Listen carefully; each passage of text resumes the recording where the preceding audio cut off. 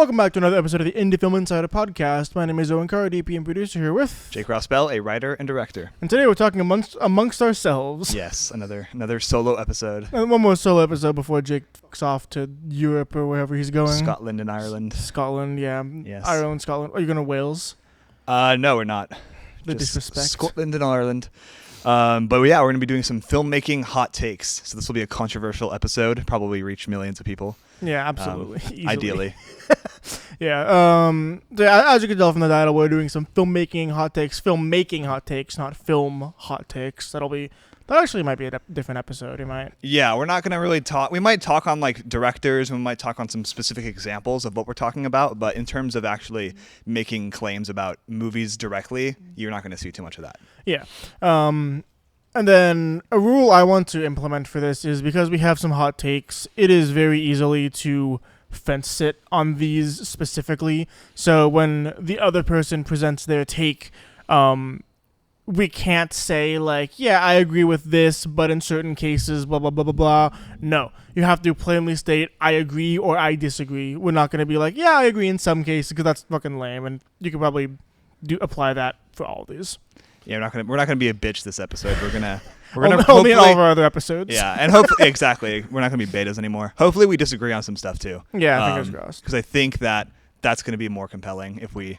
I'm sure we'll agree. I'm sure we'll disagree. So yeah, and also this is like a pretty echo chambery vibe here because like we make most of our films together. Yeah, and we've kind of been on the same path in terms of like what we've learned through stuff, our opinions on certain things. So I'm gonna imagine we're probably gonna align on a lot of these, but hopefully we do disagree on some. And then we also have a couple user submitted ones at the end.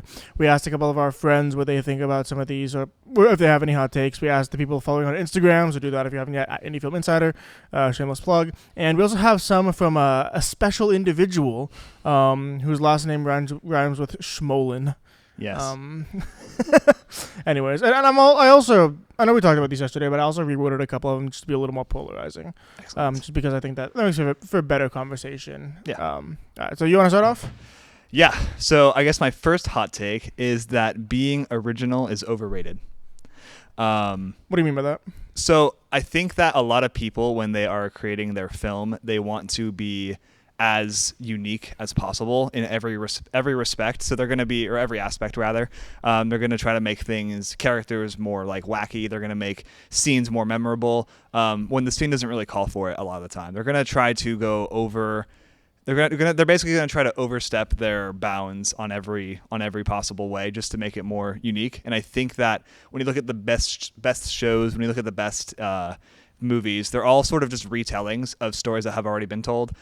Breaking Bad obviously has a lot of, you can make a lot of claims that there's sort of references to Shakespeare in the way that it's sort of a tragedy. It's about, being, and a lot of Shakespeare tragedies play on kings and play on obviously like, the whole Ozymandias thing. And then it plays on power and megalomania. And obviously I think that in Succession is another key example of just ripping Shakespeare. It's basically King Lear, but told with the Rupert Murdoch family, but renamed. So it's very everything you see that, and I think those are like, obviously those seem pretty unique, but they're really just retellings of older stories.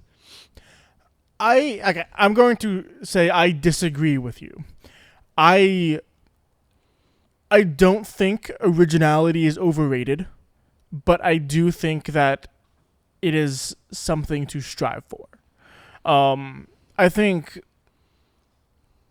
the examples that you cited with Breaking Bad and Succession kind of be retelling Shakespearean stories. We've gotten to a point where basically nothing is original just because of how many centuries of media creation has been possible by the human race.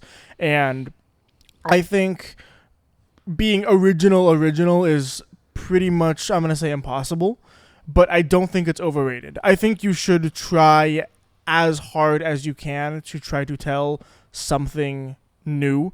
And just also by virtue of you, specifically the audience or you, whatever, by the virtue of you making something, that in itself is original. Because one of the biggest things is like if you have a 120-page script and you give it to one director and then you give it to another director, the movies are not going to be the same in the slightest. I mean, they might have similar elements, sure, just because they got the same source material, but the person who makes the film is who brings the originality to it, and because of that, I don't think originality is overrated. I don't want to offense it, but I do agree in that regard that when you make Are we breaking the rules like one hot take in? No, it's I agree with that aspect of it, but I think that more so what my point is trying to say is that when you're starting out with the idea of it, I think a lot of people can be discouraged because they're going to think like, oh, that movie's already been made, that show's already been done, and I think the sentiment from a lot of the elite directors and stuff. Quentin Tarantino has a famous quote where he says, that movie that we haven't seen yet, that movie that we all haven't seen yet, go out and make that movie. And that's obviously not a bad advice at all. But I think that when people, that really makes it, you really have to think big to get that done. And I think most people can't think that big in that regard. And I think that, what I really mean about originality being overrated is that, one, I think it's mostly impossible, but two, I think that even if you have an idea that has already been told 100 billion times, it's okay to tell that story, because I think that,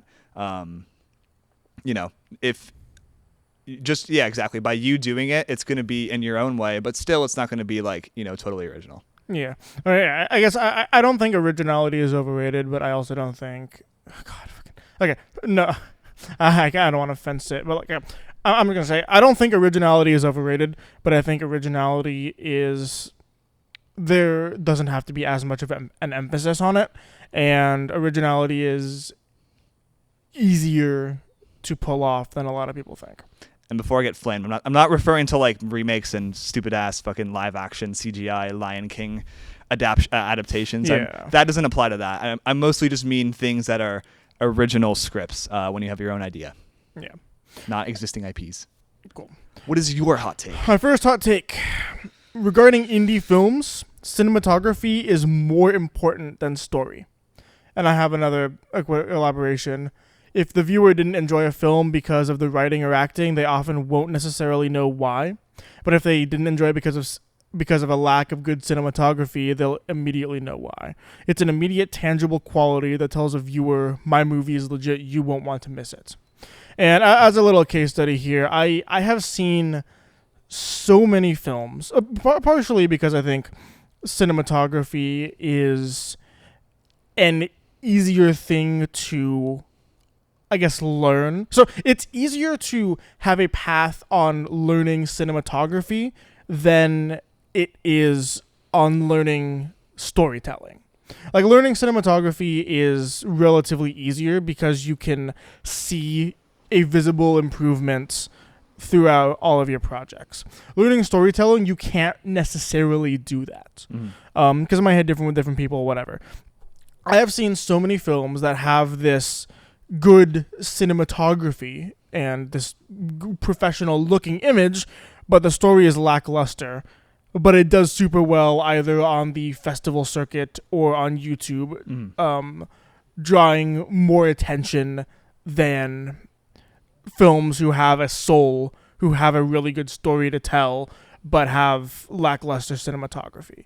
And I think partially, like, this also kind of, like, cinematography, we're talking about camera work, lighting, framing, whatever, but we're also talking about production design. Yeah. And you can kind of devolve into the argument of, yeah, production design, locations, that all cost money. Just put money into a film and it'll be better. And honestly, I would bet that a film that had a $10,000 budget but a lackluster script would do better on a festival circuit than a film that had a $500 budget and a phenomenal one.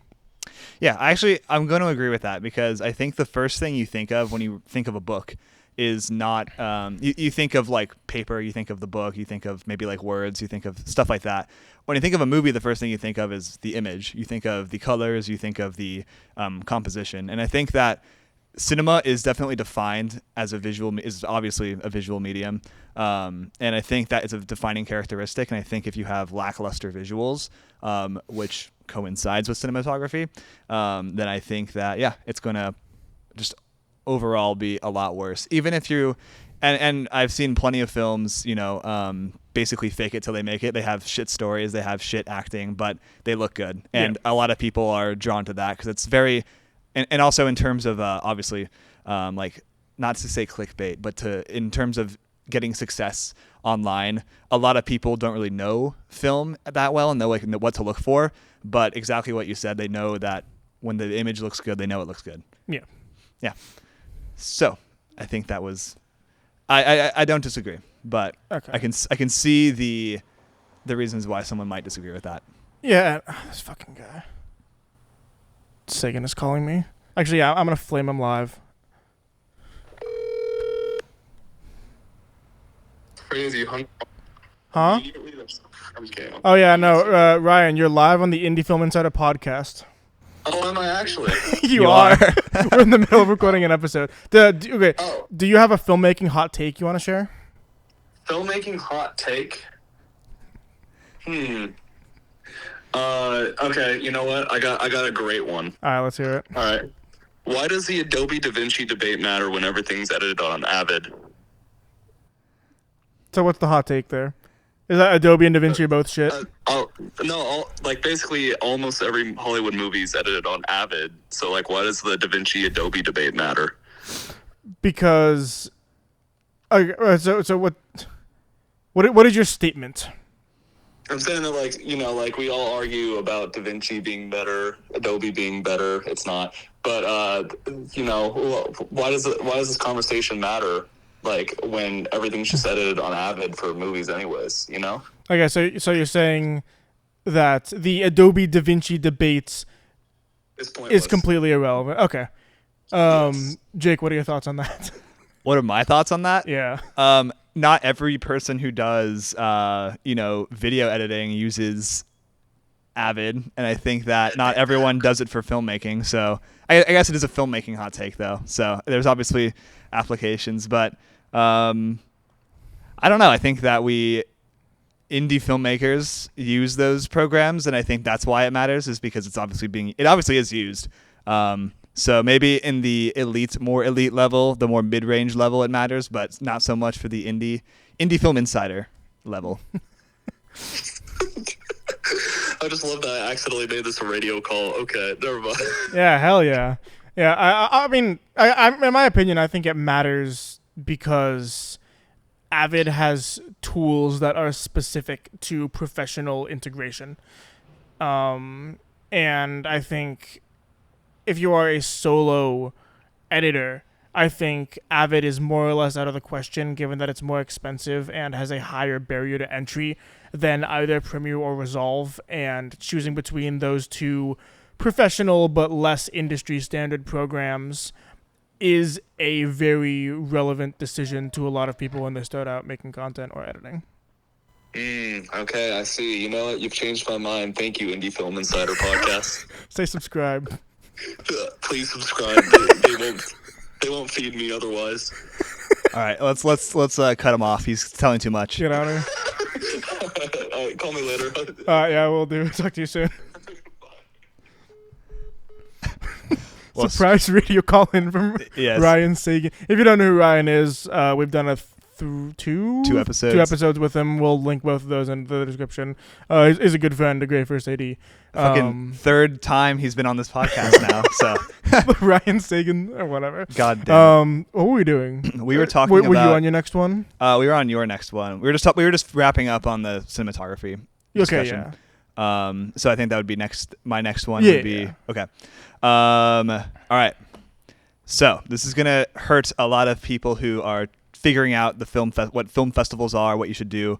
But I think pretty much all online short film festivals are scams.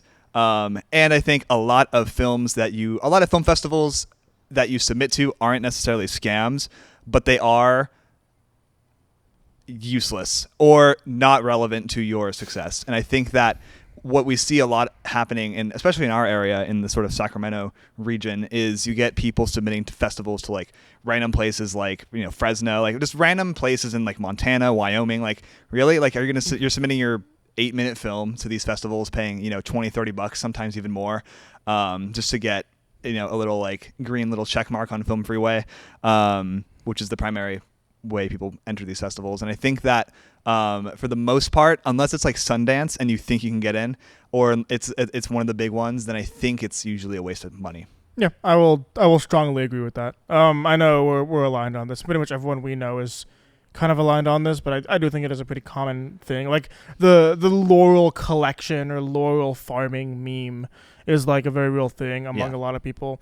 And I think that if you are submitting to a festival that you have no intention of physically going to, it is an absolute waste of money and time. Yeah, it like, sure, it looks cool, but it's also cooler to actually go. So especially, and if it's far away and it's in an area and it's like a little festival, it's not really worth it to go. Also, like, let those festivals be local festivals. Like, I really don't like when I go to a film festival that's like a small one in our region that has films from like France, from people submitting from like France, Europe.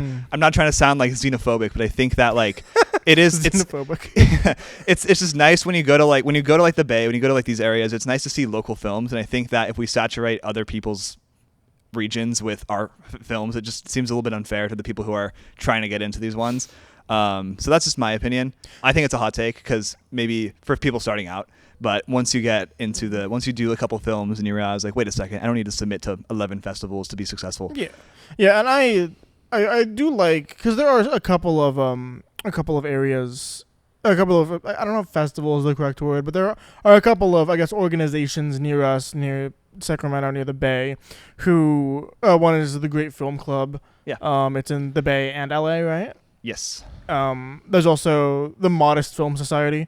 It's in Sacramento, which I study people for a living is actually playing at on July 29th. 29th? Yes, that is tomorrow as of uploading this recording, I believe. So if you're in Sac, go see it. I'll be there. They have these interesting rules where your films are free to submit, so they probably get an abundance of films getting submitted. But they also require, if they're going to play your film, they require a filmmaker to be there. Yeah. And I actually really, really like that stipulation. Of course, it doesn't make sense to have that when you're paying for entry, but the whole point of these local ones is to kind of bring people together and foster a community, which I think is not a better way to do things, because of course, just by nature of how small these are, like, you're going to want to paywall submissions when you get thousands of them, and also put it on a bigger blah whatever. But I think that is a really, really unique way to do things, and probably a better one for people who are, I guess, indier than others. Yeah, and it's also the Great Film Club, not the Great Film Festival. So it's very much about the family, the community, and the local area. Cool. We'll go to my next hot take. The marketing behind the film is significantly more important than the film itself. And then I also have a little kind of like a spin-off of this, is that anybody who says I make movies for me and not for other people is bullshitting themselves. So is that two takes then, sort of? So I feel like those are kind of... The people who often say that I make movies for me but not for other people, they are often the type of people to put zero thought into marketing, I would say. So they're like related, but... Yeah, they're related, but I guess you can, if you agree with one and disagree with the other, we can address those separately. Because that's what I'll say is I actually agree that with the whole like I make this film for me statement. But I do disagree, I think, with the idea of marketing being more valuable than, again, real answer is but if I'm with this one, it's I kind of cheated. It's kind of two takes, so you can split it up if you want. Yeah. Well, no. So I'll split them up. Then So for the idea that marketing is more important than a film, the difficult thing is that it does really depend. But for the sake of this, I'm going to say I disagree, because I think that what you learn from a film, I don't know. I think that putting resources, especially on an indie level, maybe not especially on an indie, well, sure, especially on an indie level, I think it's good to put all the resources you can, like everything you can, into the film and just make it as good as possible. And in a way, that can kind of be its own marketing. I think that, you're maybe not going to get as many looks or as many blah, blah, blahs, but I think that if you're starting out I don't even think that really matters. I don't think for your first short film or your first couple short films should be viral. I think that would be, It'd be bad if they were. it would be not like, just think about like our first couple, like our first like Yeah. 3, like that would suck. And you know, I think that that's kind of like I guess the way I look at it is that, you know, I think that just making the film as good as possible will always be the best, because again, I think that it is an art form. Sure, it's also a commercial thing too, but short films, you're not really making for commercial, you know, commerciality, commercial viability, and for like monetary incentives 99.9% of the time. So I think that we should treat it more as just like an actual passion art piece most of the time, but that's my opinion. Okay, so putting marketing efforts into your first couple short films, sure, that's not the best idea. Marketing nowadays, if you put effort into it, it's free. We just talked with Luca Pizzoleo. I'm sorry, Luca Pizzoleo. He talked about how he got 40 million views worth of free advertising for his short film RCD on TikTok.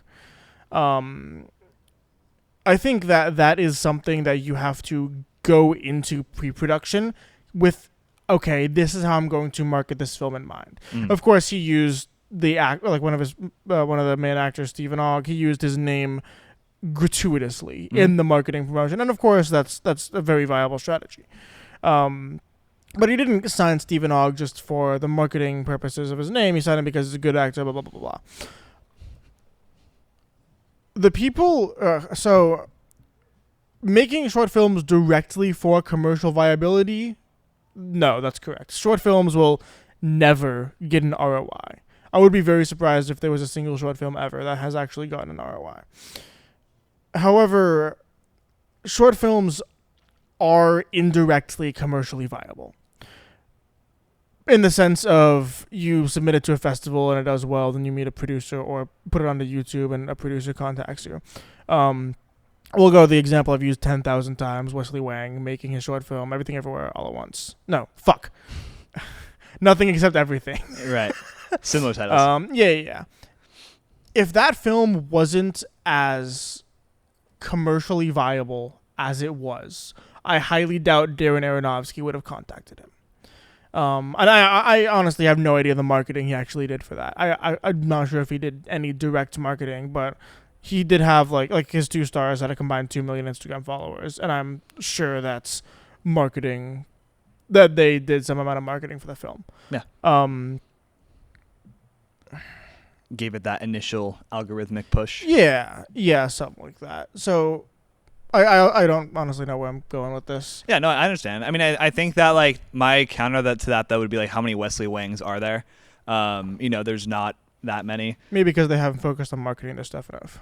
Maybe, but I think that I think the main thing is having a decent portfolio, and I think people like Wesley Wang are a minority in this aspect, and I think that I think that trying to be the next version of that is a bit of a fault, and I think that like is it we could this is another debate too, is like, is that luck, is that intentional? It can't be all luck, but it can't be all intentional either. There has to be some level of luck playing into it, but I don't think it's enough to say that it's like not his fault. I think it is his fault. I think he did that.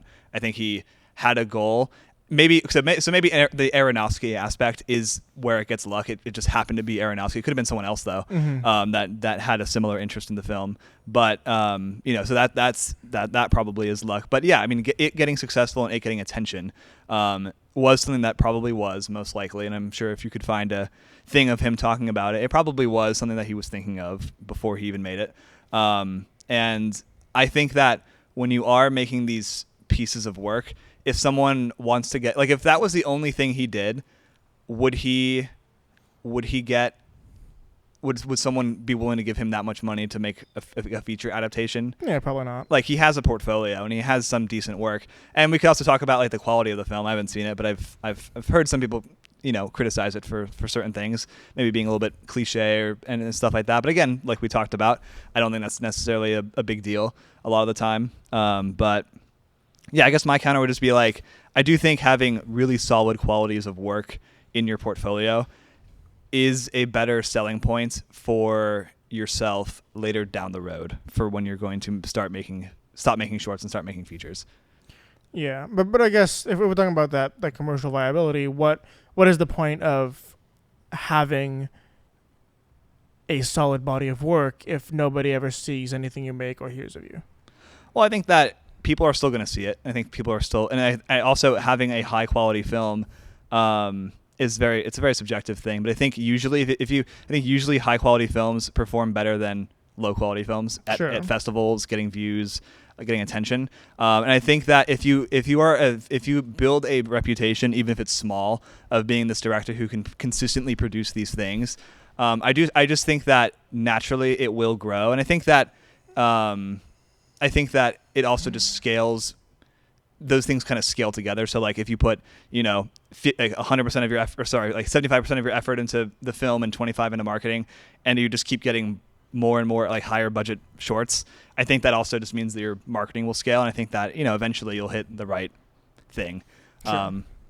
Also, like, again, most people that start making their first features don't usually work with like someone like Aronofsky. Sure. They tend to get it from like either couple smaller producers, or they just self-produce, which is often the most common thing for at least your your first feature. So I don't know. That's my opinion on that. Yeah, I mean, I guess my opinion mostly comes from two facts: of the fact that blockbusters and massive studio films, which obviously isn't necessarily the niche that we're talking about or speaking to, but those often have higher marketing budgets than production budgets, and also the fact that I have seen if any indie filmmakers actually making an effort to push their films on a marketing level.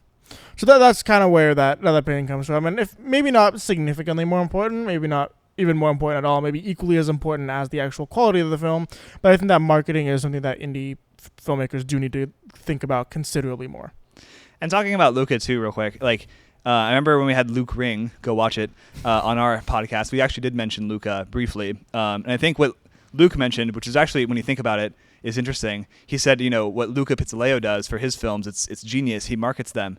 And when you think about it, all he does is, like, what Luca actually is doing is not crazy for, like, for like the, what you see in like higher up and mid range and productions and stuff like that. But when you consider that, like no one else is really doing that with their short films consistently like he is doing. And if you look up Luca Pizzoleo, you'll see his website, and his website like looks flawless. Like it's very sleek, very nice.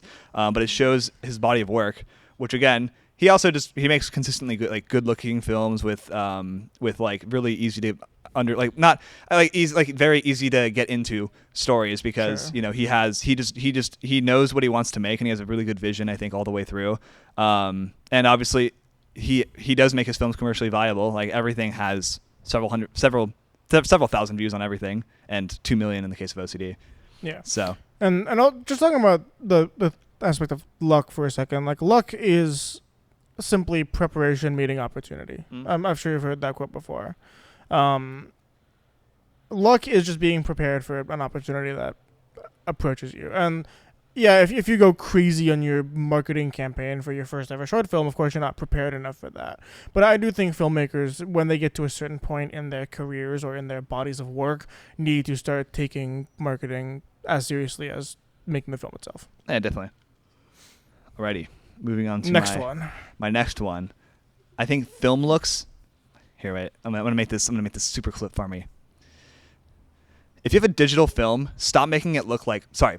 If you have a digital movie, stop making it look like film. It's killing your movie. No, I think that like what I'm mainly talking about is film emulation. I think 99% of the time, at least for indie films, I don't like how it looks, and I think it ruins the. I think it also is really, really. I don't know. I feel like it just instantly makes me like ugh when I see it.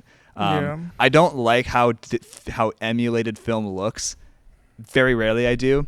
And I just think that a lot of the time it's sort of done because like, oh, it's film, it looks cool. Not like there's an actual reason for this story in particular to have it. So that's my hot take, that film looks aren't cool. I agree. If there's anything that could possibly convince someone to take that side, it's that if you watch a high-end movie, you will have zero idea whether they shot on film or digital until you look at the spec sheet. Um, yeah, I think, and also to that end, they look very similar. Like, ever since Da Vinci, like, people on Instagram and YouTube love to, like, give their thing, like, the quirky film look. I think it looks not good. I therefore agreeing with you. Ever since Da Vinci added the film look emulator, of course it does have its use cases, but a lot of the time it's just for someone who wants to get a different look than everyone else, when the thing that should make you stand out is the story or the cinematography. Exactly, yeah. I guess not much to be said there. Yeah. And if you disagree with us, let us know in the comments. Yeah. And again, keep in mind, these are all like subjective. These are all our opinions, so please flame us if you need to. Shut up. They're objective fact. Yeah, it's true. We're pretentious filmmakers. Yeah. My next one is sticking to your script is overrated and you should encourage improvisation on set. I disagree.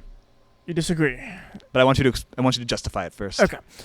Of course, you have infinitely more time in the pre-production phase to consider all of the possible options. And of course, when you have unlimited money, unlimited budget, unlimited caliber of crew, whatever, sticking to your script 100% is fine.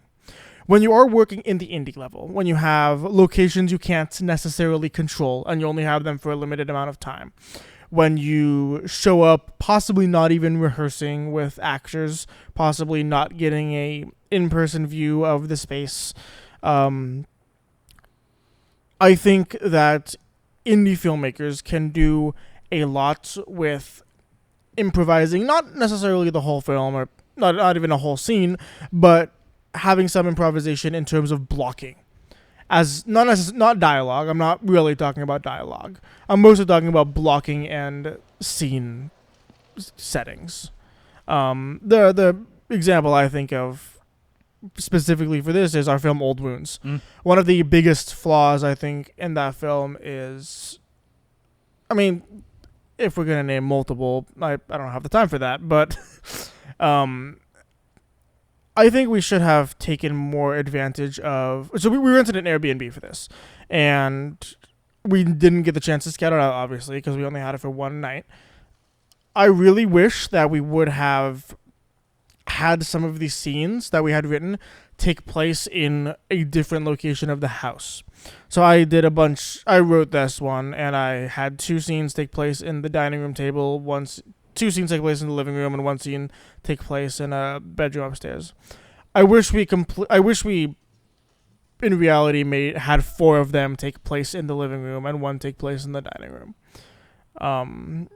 I just think that sticking to a script, especially when you don't have full control of locations, is hurting the films that you make. Yeah. There's again, it's a very nuanced topic, but for the, I disagree because I think that a lot of the time, and I'm guilty of this too.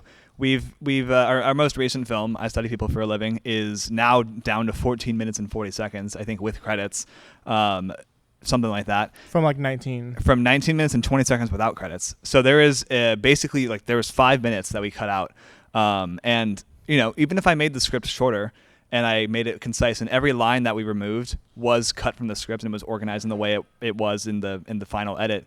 Even if I had the hindsight to structure it that way, I think that it still would have been cut down, of course. And I think that there's still stuff like that, and of course, writing a better script and making sure there's no room for improv. If you are the most godly writer of all time, would be ideal, I guess. But I think that if I have to go one way or the other, I think I'm just gonna have to side with the script. I think the script is pretty much the most important part of pre-production. I think that it is going to be what initially makes or breaks the film. Of course, I think you can be a better writer, more concise, and I think that it is going to be, again, the fault of the writer a lot of the time, or the director. Because I think if you have a line you want to change, you should just slash it beforehand. I think it can sometimes waste time. It can sometimes confuse things, especially when you're improving with multiple characters. Not every actor is trained for improv, and it's easy. And also, yeah, of course, improv means more than just the lines being said. But in this particular case, with lines being said, if a character improvs something and the other actor isn't prepared for it, it can really screw them over. And if they are prepared for it after the first take of being like, oh, what the hell, it's not what they trained to do, and that's not exactly why they're there in the first place too. They're there for the script, and I think that's just my opinion on it. Yeah, I mean, I'm not talking. Let me make this clear. I'm not talking about dialogue at all. I think that if you can, you should stick to the dialogue and the script. I'm talking more about elements that you can't necessarily control, which is a lot of them when it comes to indie films or people who are just starting out. I think that you should heavily play with the space that you are given. Of course, not change entire plot points on the fly, but I just think that improvisation should be encouraged more as a whole. Maybe. I mean, if we're breaking it down that way, then I actually do agree. If we're talking about just purely like space and like stuff like that, with like crew and whatnot, but in terms of dialogue, that's what I think. Yeah. Okay, my next hot take. I think film endings are overemphasized, and we should stop worrying about them when we're writing our scripts. And in general, I think that we really again, it's the last thing you leave the audience with, so I understand that there's a lot of importance to the ending being as good as it can be. But I think a lot of the time, and this kind of goes back to my original claim of originality being overrated, is that there are times where a film will have a pretty, you can guess how it's going to end. And then sometimes because the author or the scriptwriter or someone in the production knows that that's an obvious way to end the script, they're gonna be like, okay, well let's just make this unique. Let's just add something different. And I think that sometimes works, and that also usually most often than not doesn't work. So are you saying that film endings, the originality of them is too emphasized, or them as a whole is too emphasized? I think them as a whole is too emphasized. Okay. I disagree on that. I would say mostly because, of course, it is the last thing you leave your audience with, and that is one thing. But I think that the entire film should be building towards the ending. And if a film has an ending that maybe isn't entirely thought through or doesn't have enough... it doesn't have a significant narrative impact, then I think that will just leave the viewer unsatisfied and make your movie worse as a whole.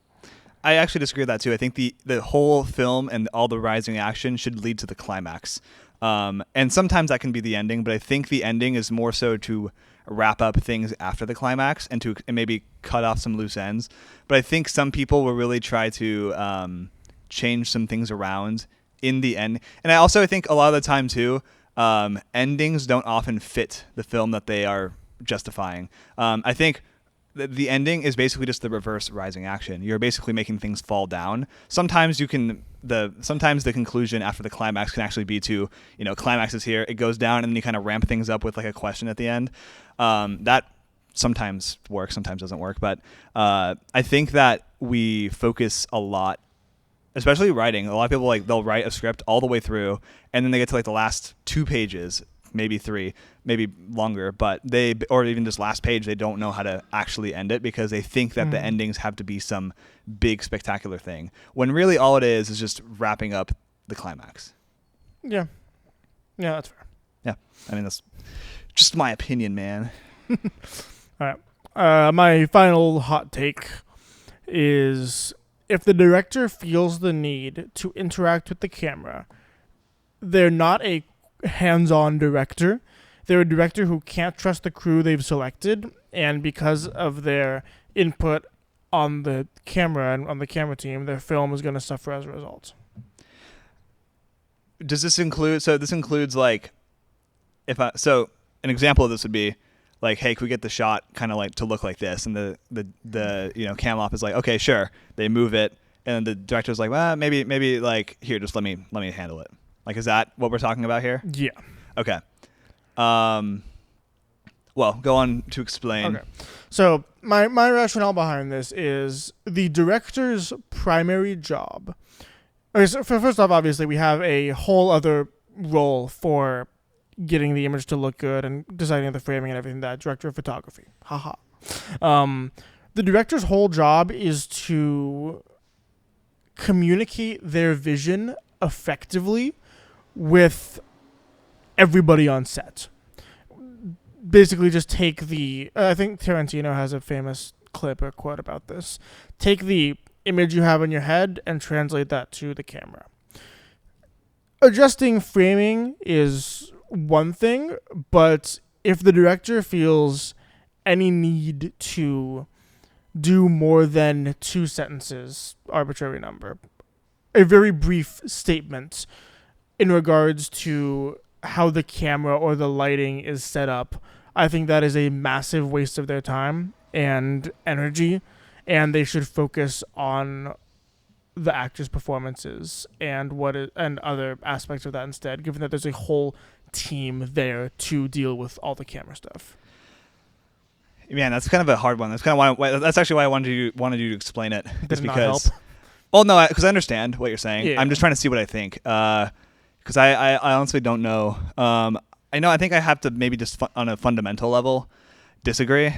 Because I think the director is not just the director of the actors; it's the director of the entire production, Sure. which includes cast and crew.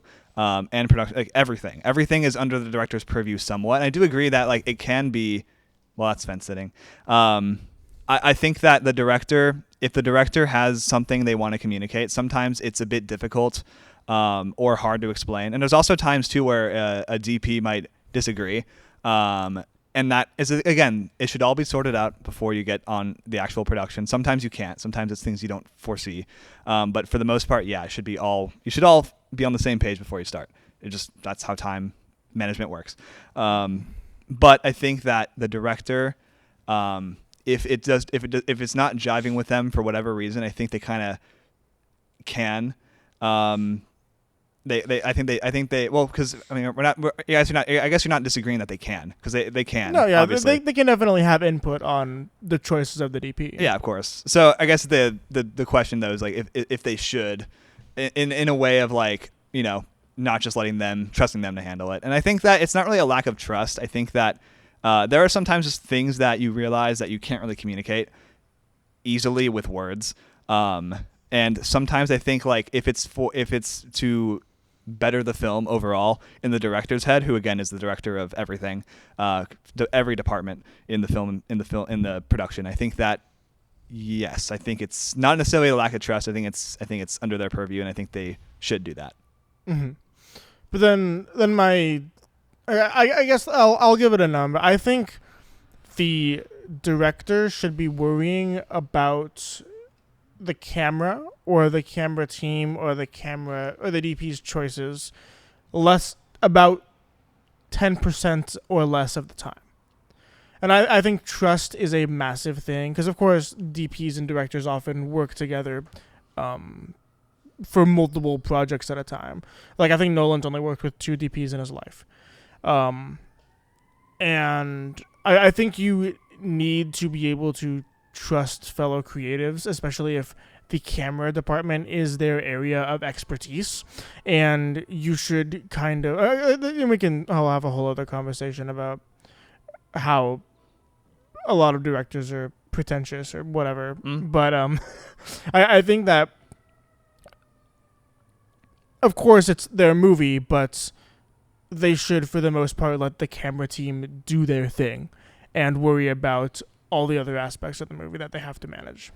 But tying back into what I said earlier, though, the most instantly thought of thing when you think of cinema is the visual. Sure. And I think that, like, again, if the director, you know, has to make decisions on how the actors act, they have to make decisions on how everything pretty much operates. And I think that it absolutely is just it's basically just directing, because sometimes an actor might, you know, do something a certain way, and the director goes up and maybe, like, you know, just kind of like maybe move some stuff around for them, and then like lets them kind of do their thing. I think it's just the same vein as that. I think if a director is sort of like, you know, maybe the actor's not understanding what they're saying, so the director says, okay, step aside, let me show you, walks in front of the camera, does this, does like the big action thing, and then the actor knows what to do. I don't think there's anything wrong. I think it's the same thing as that, but with the camera. Yeah.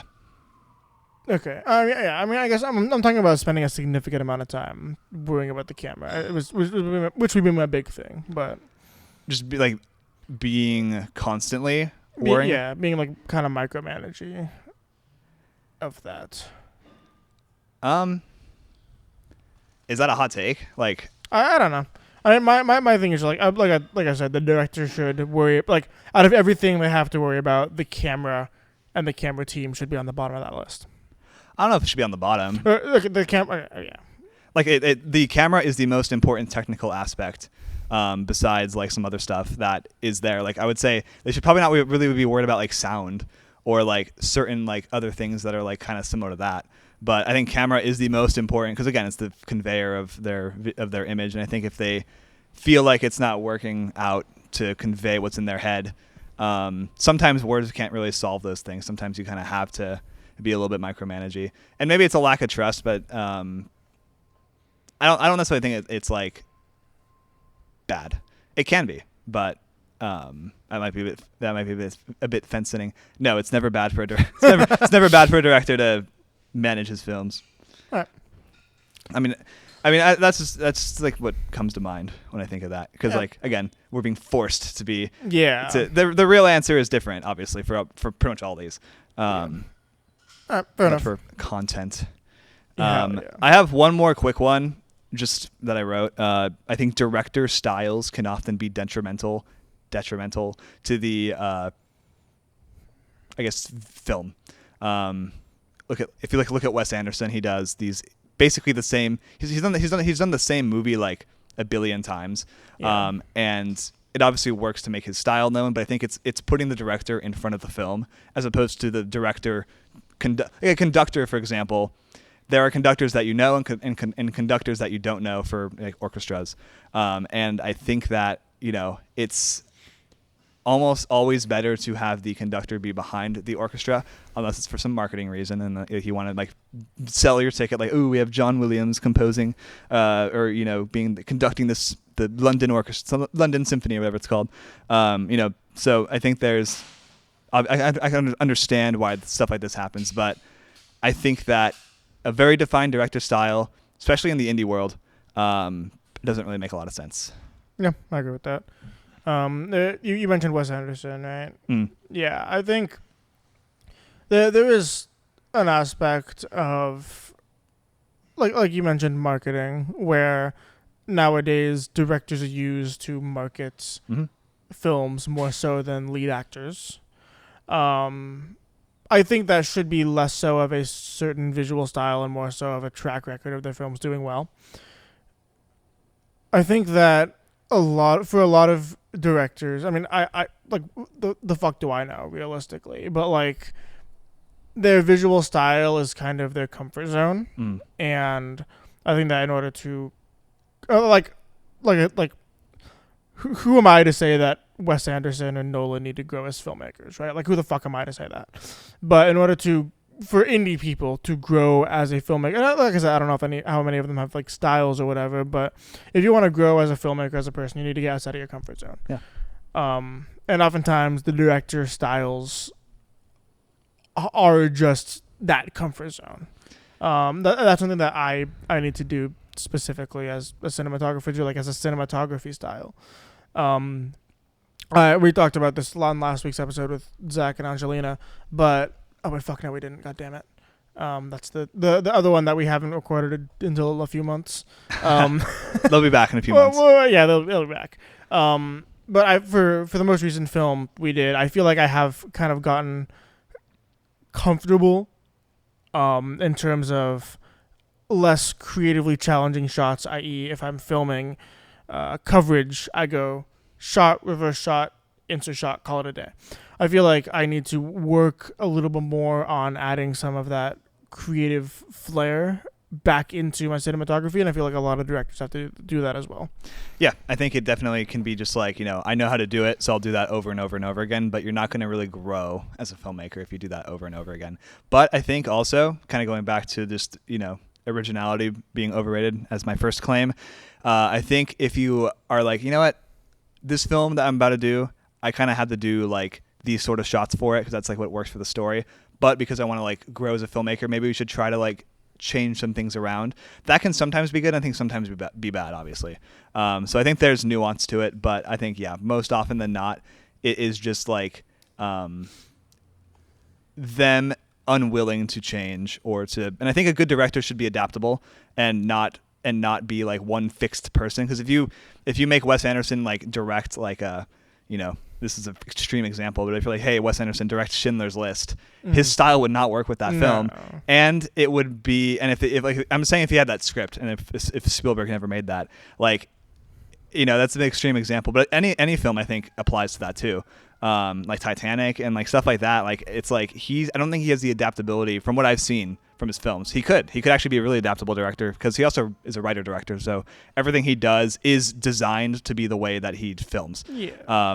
And I understand that too. But for the most part, I think a good director is adaptable. So I think a director like David Fincher, who is actually adaptable, he did a film on fucking Mark Zuckerberg, and then he did a film on like the Zodiac Killer, and then did a film on fucking like, it's very sporadic kind of the stuff he does, and I think that will always be more interesting and compelling to me than someone who does the same safe movie every time. Yeah.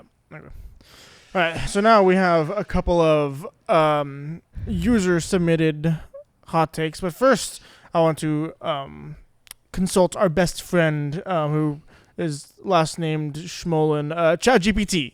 Yes. We asked ChatGPT for 4 hot takes, and we're going to talk about whether we agree or disagree. This should hopefully be shorter because there's no one to push back if we both have the same opinion. But keep in mind, ChatGPT doesn't pull this out of thin air. ChatGPT can only know what has been publicized or put out by people, by the information that it has. And so a lot of these takes, you might say, oh yeah, nobody ever thinks that or whatever, but given that it can only pull from what currently exists, it's safe to say that there are some people who have these opinions about film and filmmaking. Indeed. Language learning model. Yes. So the first one, film school is overrated and mostly unnecessary. I think we've discussed this a lot on the podcast. podcast. We've talked about this in depth. Just a brief overview. This isn't a hot take now. And I honestly think because there is a huge amount of discourse of film school being overrated, I think currently film school is perfectly rated. So I will disagree with ChatGPT. He says it says mostly unnecessary. That's not okay. I disagree with ChatGPT on this. Film school as a concept, of course, neither of us have gone. I did, but then left after a semester. I think right now it is perfectly rated because there are so many people pushing back on film school, and I think there are very important aspects of film school if you need them.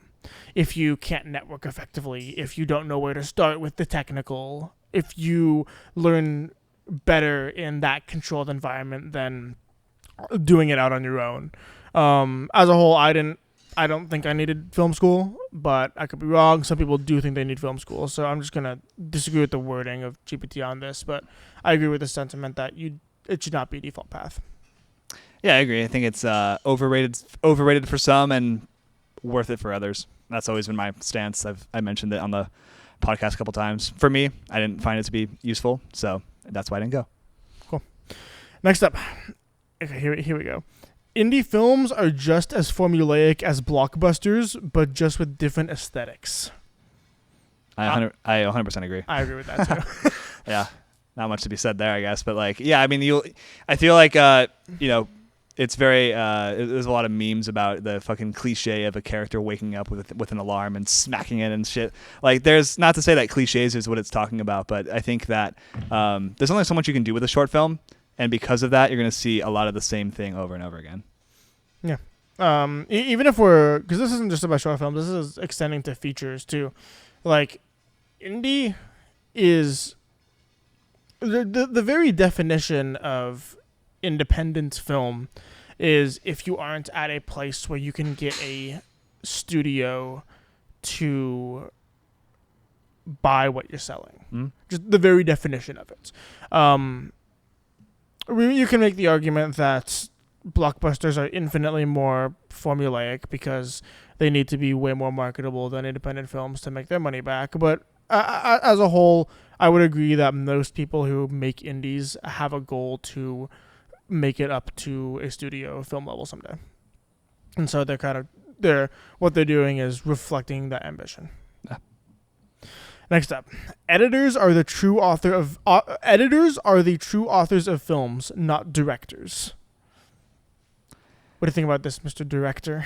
That's a tricky one because I think that like I disagree. I think that an author of a film, no, because an author definitionally is the one. Their authors have editors who actually trim out shit in their books and rearrange shit for them. It's actually very similar to the process for using a non-linear editor. So I think, are they the authors? No, not technically. Do they dictate a lot of the message? Of course.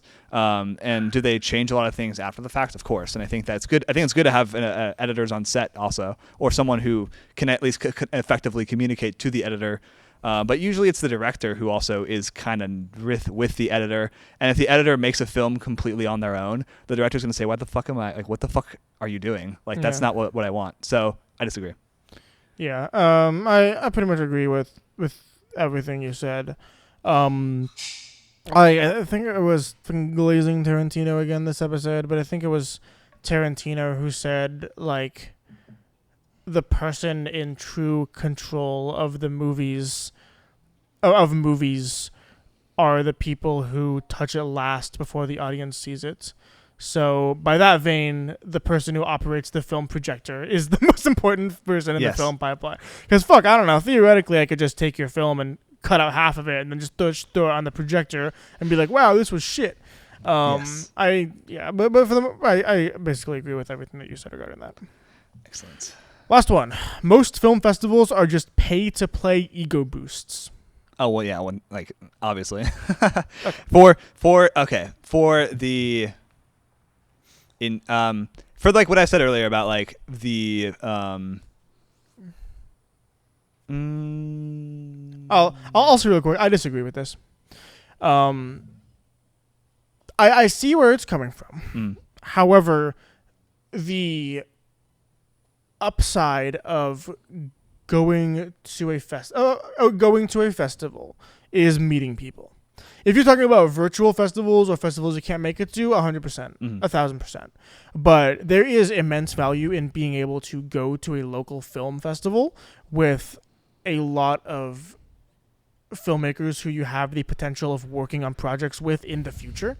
And if you go to it less with the mindset of, I'm here to show people my film, and more with the mindset of, I'm here to watch other people's films and network with them, then I think film festivals have immense value. Yeah, I mean, I can, understand that part too. But I think that, a lot of the time when you go to a film festival, you kind of see the same people over and over and over again.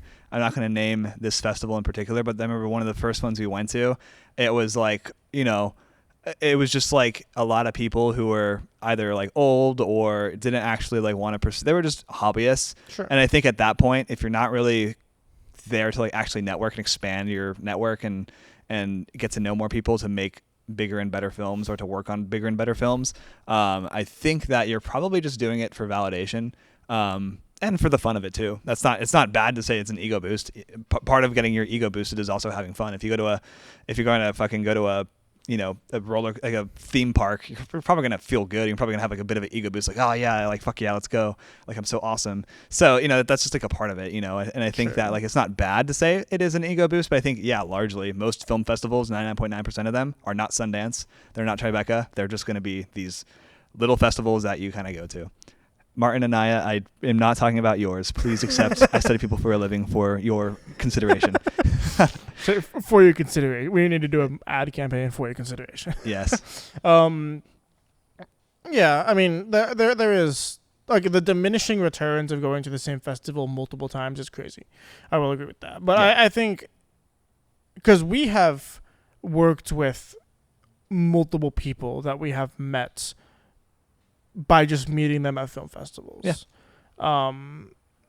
So I think boosting your ego is, of course, an aspect of it, but I don't think it's the sole aspect of it, especially if you go into it with the intention of something other than getting your meat stroked for however long your film plays for. You know, I will say that, like, the part I remember the most about seeing I'll See You Again at the Great Film Club is just, like, literally afterward, people came up to me and they said, like, dude, the film, it, like, looked amazing. The scene where he gouges his eyes out is, like, devastating. And, like, they're like, you have a very good grasp on, like, what grief can feel like. Maybe not, obviously it's extreme, but, and you know, like, did that get to my head? Yeah. And did I make a shitty 14-minute long film about nonsense afterward? Yeah. But, like, you know, I think that, like, it's fun. It's nice. It's nice to hear people glaze you. And again, maybe it's fake because okay. Also, this is another aspect of it too. Film festivals are like huge glaze fests of like, oh my god, that was so good. Yeah. Even if they don't actually think that too. So I think for also that reason, on top of that would be didn't really touch on. I think that it just seems to be that aspect of it. It's super glaze worthy. Yeah, it's fair. All right, so those were all of our Lord and Savior Chat Schmolin's opinions on hot takes on film Indeed. making. We have a couple of other ones that From we fans. insinuated. Yeah, from let's say user submitted hot takes. Like I said, we asked a couple people. We pulled their Instagram, and so I'm gonna pull a couple of these up right now. And we'll talk about them. You have one from Eric, correct? I do have one from Mr. Eric Detka, former guest. Go watch our reaction to our older films. Eric is he's a writer, and he, was on our show once before, but he has some opinions. And one of the opinions he has is he thinks that if you have an emotional scene, composing music over top of that emotional scene can be a cop-out. I'll just say for making it polarizing, putting music in your films is a cop-out if it's going to have an emotional scene. Obviously he can't explain his point any further, but I understand like what he's trying to say. One example we've talked about a lot is, and I won't spoil it, but in Peaky Blinders towards like the end, they put like there's like a one scene where it's like, you would be like, oh my God, this would be so devastating if you could hear the sounds and all this. And then out of nowhere, a fucking like rap song comes on and it's like, it changes like what the emotion I think should be. And two, it drowns out everything. And it's so like jarring. And the show does that a lot too. Like Peaky Blinders is very like, there's a lot of modern music in it, but that one example I do agree with.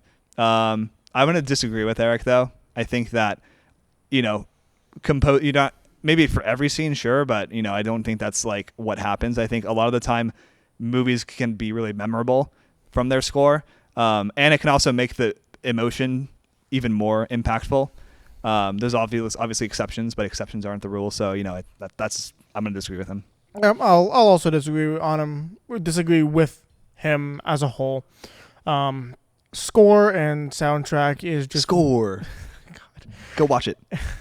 Is just one tool in a director's tool belt to pull emotion out of an audience. Mm-hmm. Same with dialogue, same with camera work, same with setting. There's so many things that a director can use to make an audience feel something. And I think that the soundtrack is you notice it immediately because the sound is there and you can hear it really easily. And unlike dialogue or camera work that might be a little bit more subconscious, but I don't think it's a cop-out at all. I think it's a very powerful tool to make an audience feel something. Definitely. All right, now one's from the Instagram. So the first one is from Ryan Thomas. Who is he? He's a DP that we had on episode... Was that our 5th episode? No, that was our Martin. 5th was Martin. At some point early on. Well, we've had Ryan on the show before. He's great, phenomenal DP, great guy. His hot take is continuity is not important. Yeah. And I did not have to make them more polarizing. That was verbatim what he said. Yeah. So great job, Ryan, for understanding the what we were looking for. Understanding the assignment. I agree. I agree too. There are a micro subset of people that actually are aware of continuity. I think me and you see it in a lot of film just because we make it. Specifically, I'm looking at like a reverse shot of somebody when you're like cutting to a reaction shot and the person's head movements or mouth movements aren't matching what they say. I think that continuity is I forget her name. I feel the Scorsese's editor. Mm-hmm. There is a hugely talked about shot in Goodfellas where the continuity is just annihilated with like smoking a cigar, right? Yeah, actually, I watched that film like 2 weeks ago. Yeah, so there's a scene where, these two characters are smoking a cigar, or one of them smoking a cigar rather, in like a restaurant setting, and there's a time where he has it right here next to his face. And then when it cuts to the reverse shot, you can see him in the background clearly having it down by like the floor.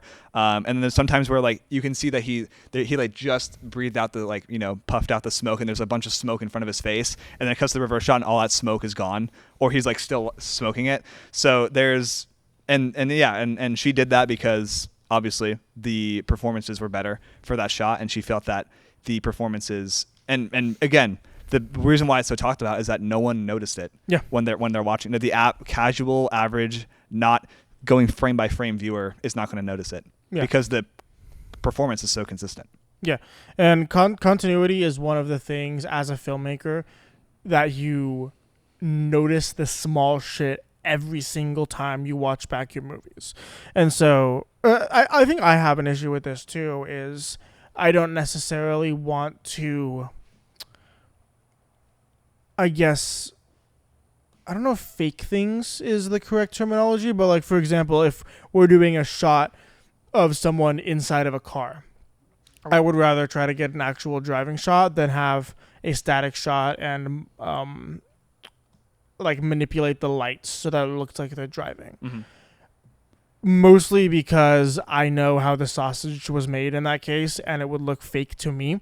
But I guarantee you nobody watching that movie would be able to tell the difference. Mm-hmm. And that's what they do. I bet the people who worked on set at like the Guardians of the Galaxy movies and shit like that, all they see is, wait, what the fuck? They were in front of this blue screen. This is not where they actually were. This looks terrible to me. When nobody who watches the movie would know a difference. And I think continuity is unavoidable. It's just how it's just how it works. And I think that just face it head on, and you can make it. I think it's important to make sure that it's not jarring when you can. But I think trying to do something over and over again and get a slightly worse performance that matches up with the other takes is not worth it. Yeah.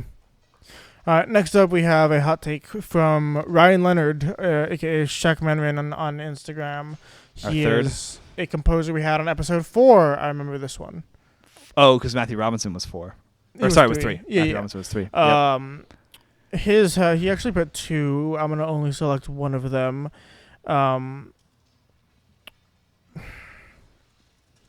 Let's go with. Making a film longer doesn't make it good. It only makes it convoluted and boring. I agree.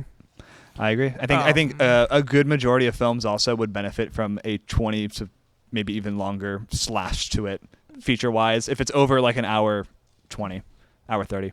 20% to 20 minutes. 20 minutes. Usually. Yeah. Even Oppenheimer. I'm going to say it. Oh, wait. No, that's a film hot take. Sorry. That's you can't say that. I can't say it. It's not allowed. We'll bleep it out. Yeah, I think this comes from my background as a YouTube and web editor, that making things as snappy and efficient as possible not only reduces it. If your film is more concise, it's a better film. Same thing with if your essay is more concise, it's a better essay, right? Loading things and making it longer for the sake of, oh look, I have a long runtime, this film must be good, does make it suffer more as a result, and we've experienced this firsthand multiple times. Yeah, there's been times where we're like, ooh, we've made a film that's. It also feels like you're doing something legit. If you have a 5-minute film and you stretch it to like 10 minutes or 9 minutes, and you add a 1 minute credit scene. Oh, now you have 10 minutes of film, and that's so cool because it's like so long, and it makes you seem like you feel like legit. But yeah, I mean, it's something you have to learn later on, is that no, it's not legit, and your people are gonna click off your video, or they're gonna walk out of the not walk out of the theater, but it's not gonna get accepted into being shown in front of people because of how boring it is. Yeah. The last one we're going to go over that was viewer submitted was from Wes at the Weird World of Wes on Instagram. We have not had him on the show yet, but we're looking to do that for his new film, Mr. TV Man, which is coming out soon. Wes, get in contact with us if you see this. Yes. I think that also, just real quick, I think that is going to look. It looks pretty cool. Yeah. Some of the stuff there. Good. Also, maybe good marketing too. I think just from obviously on a local level. Yeah, I'm excited to watch it. But his take is pre-production is underrated. I disagree. I think okay. I think that maybe some people. Obviously, we don't have him here to understand what he's trying to get at. Maybe we can clarify this when he comes on our episode in the future. But confront him. Yes, we can confront him on this. I really don't think it's that hot of a take once you do a couple of short films. Once you realize how critical it is. Maybe starting out, because a lot of our early stuff we didn't really shot list or script very well, or slate at all, which I don't think is that's production, but still there's stuff like that we didn't think about. So I think starting out, for sure, it can be definitely overlooked. But I don't know if it's ever totally underrated. No, yeah, I don't think so. There are the emphasis on pre-production is pretty heavy. Yeah. And anyone who has made films before knows how important and vital pre-production is. If you're just starting out, maybe you don't know how important it is, but you will quickly learn how that most of the time during a film should be spent before you actually shoot it. I would hope that people know that pre-production is very important and rate it accordingly.